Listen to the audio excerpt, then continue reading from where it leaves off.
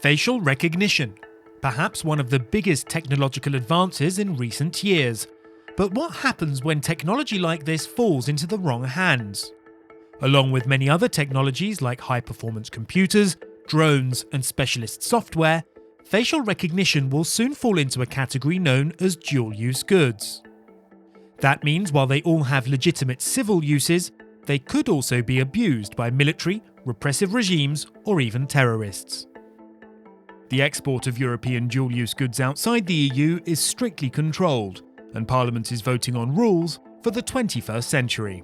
I think this is a huge success for the human rights. We managed with this regulation to considerably increase transparency requirements, which means that we will know what we are exporting and to whom, or at least to which country. The new rules will add cyber surveillance technologies like facial recognition to the dual-use list. MEPs successfully pushed for the rules to include human rights violations as a justification for refusing export licenses.